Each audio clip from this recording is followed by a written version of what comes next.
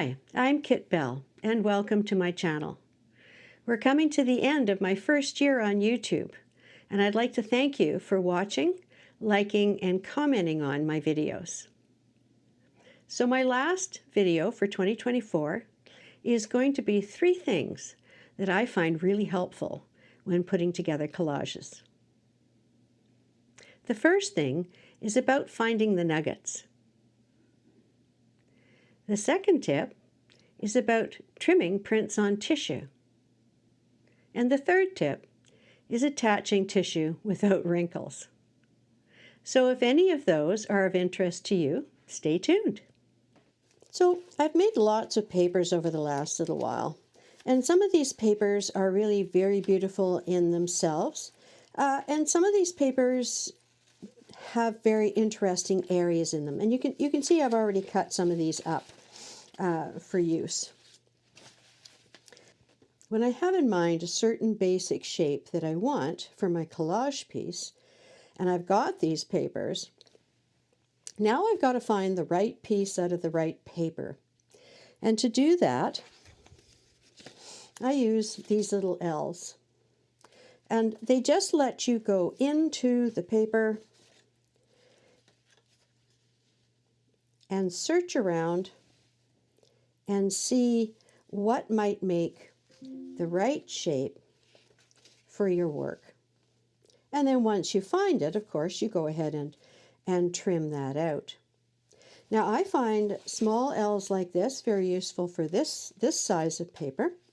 So what I've done is I've put a link in my description for this video that'll take you to my website, and you'll be able to download 2 templates.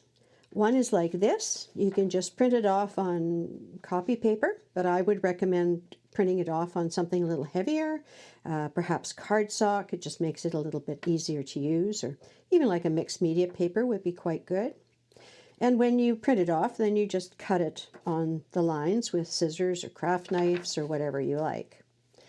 The second template that I have put on there is one of circles, because sometimes the shape that you want isn't necessarily as close to, say, a rectangle as it would be to a circle. So again, you can print this off on maybe a little bit heavier paper, and then take your craft knife and cut out those circles. And the way that I use this device is just like the L's. I put my circles over top of an area of the paper and look to see what might be the right little piece to go into a work something that I'm working on. And often it's the weird papers, the ones that maybe you just didn't like when you printed them. They looked kind of weird, or maybe they're too bland or whatever. This one struck me as being, just not really something that I would put in a frame by itself. But certainly if I look at pieces of it, and perhaps I want something with a lot of contrast, or perhaps I want something that is quite dark with just a little thing at the bottom. Or, going back to my L's,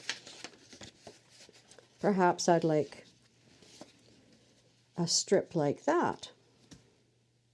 It allows you to go into the paper and see what you might find useful in there, and then take that out.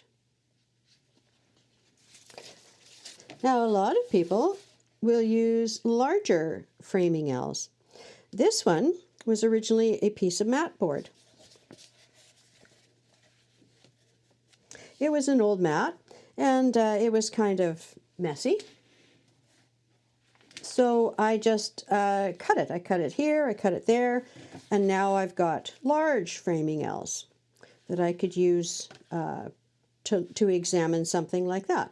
This entire piece of paper is not that interesting to me, but hey, when I throw that over there, that might be a frameable bit. So I encourage you to try out these L's and also the circle templates when you go to explore your papers. So this is a little trick I've discovered when I'm using my Spectra Art tissue, and I have a piece of it that I want, but I don't want the whole thing. And I would like to not have too many layers of blank tissue in the final work, because I find that just becomes milky after a while, and then you spend a lot of time trying to resurrect what was underneath. So I like to get rid of it. And it's really pretty easy to do. You can either use a regular brush and a pot of clean water. I have one of these Holbein water brushes, and this is great because you can just give it a little squeeze and the tip gets wet. And then I just go in here and I draw around the part that I want to keep.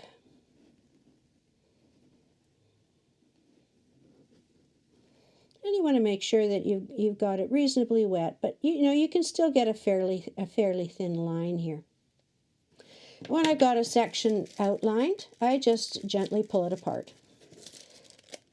And it just tears apart at the place where I've wet it. And what I like about this is that this is now a very soft edge. When I go to collage this on, it's not going to be an edge that you can see. It's not going to be a straight edge. If I did this with scissors, or if I did this with a craft knife, then it would be more discernible when I go to put it on.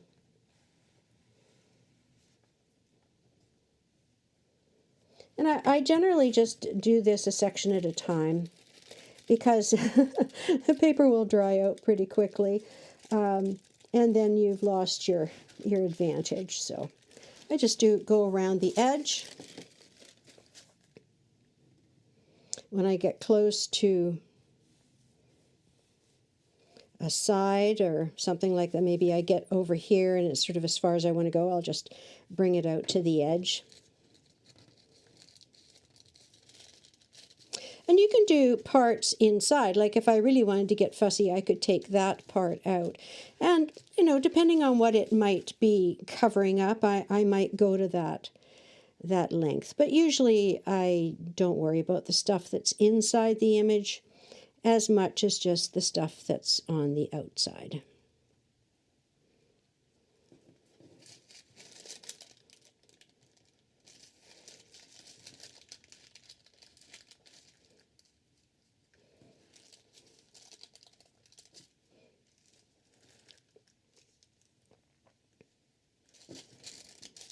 And if it's not coming apart really easily, just go over it with the brush again. And you don't need a water brush for this. You can definitely just use a pot of water and a regular brush. I just find that the water brush gives me a little bit more control over the amount of water that comes out here.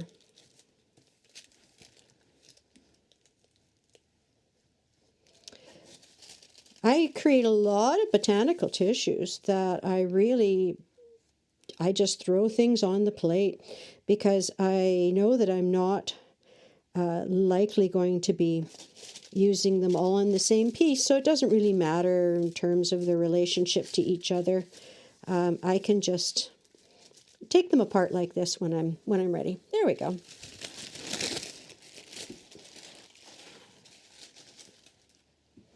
So I've got that all separated out now, ready to use on my collage. Okay, so that paint layer has dried, and it's time to attach my big inspiration tissue. And so first thing I want to do is make sure that I've got it positioned where I want it. Just a few things about how the top meets up here. Do I want it to go right to the top? Do I want it to kind of come around like that? I have to think about, the sides, and just some of the things like the angles of these stems. So that's pretty much it. Now, once I've got this in position, it's important not to let it slip while you're doing this. So what I do is I hold it down firmly with my left hand. So I've got my pot of matte medium in here, so just a lot of it. I'm going to be using a lot of it. A nice big wide brush, at least an inch for something this size. You could go larger.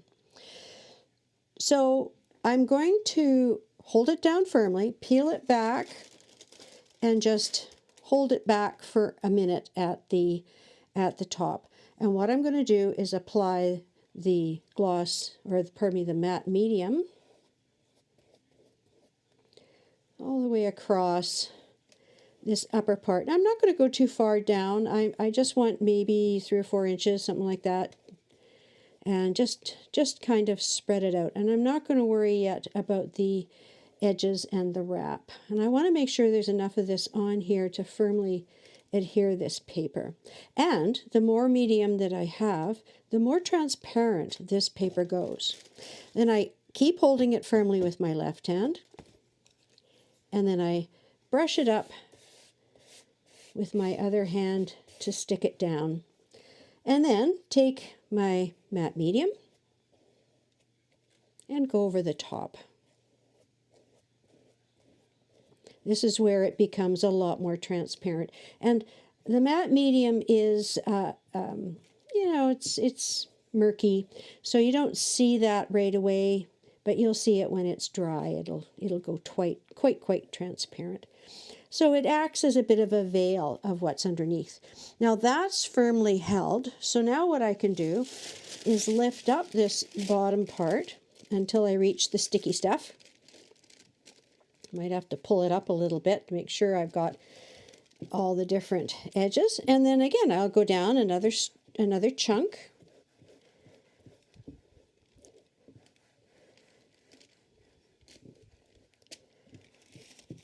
And then once I've got that on there, I'm going to pull it down and smooth it over with my brush and some more matte medium. I've got a little bit of a tear there. You do have to be careful with any kind of tissue paper that you don't overwork this or get it too soggy and keep moving it, because it will rip.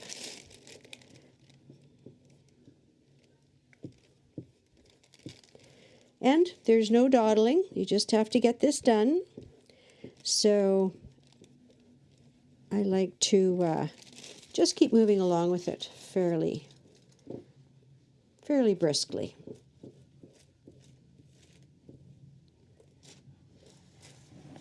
The paper does kind of expand a little bit as it gets wet, but I find that this method really does really reduce the wrinkling. I can get this paper down without a lot of major wrinkles in here.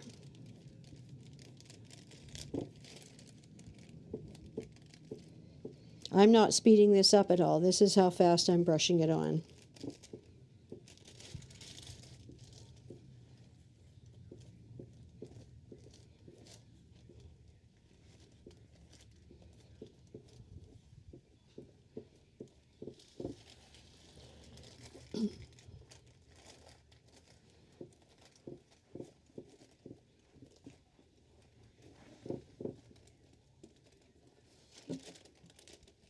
Now you don't have to use a whole tissue for this layer.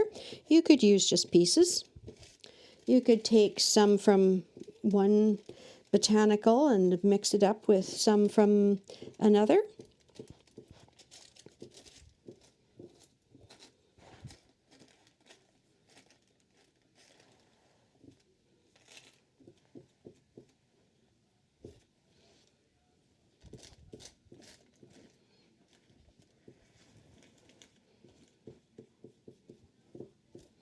Okay, and then this is the point where I would wrap it around the edges.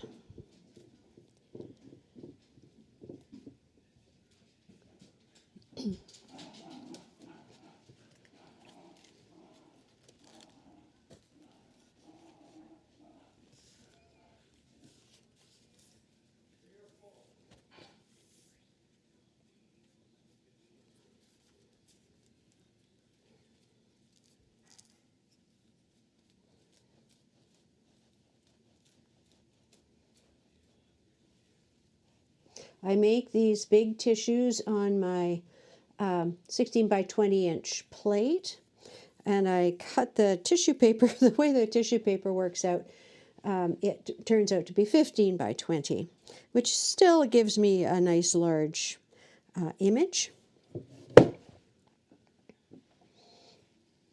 And this one, I think I mentioned at the beginning of the video, was one that I'd already stolen a strip from, so it's not quite as wide as some of my other tissues.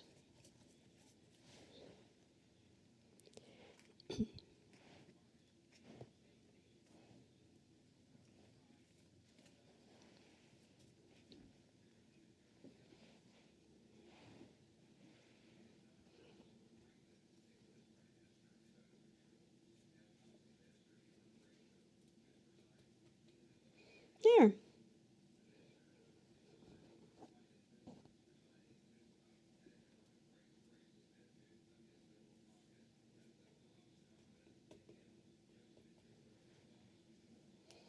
Good. So once it's goopy, you really don't want to fiddle with it too much, or you will have bits that will pull up. But you can see already how transparent this is becoming.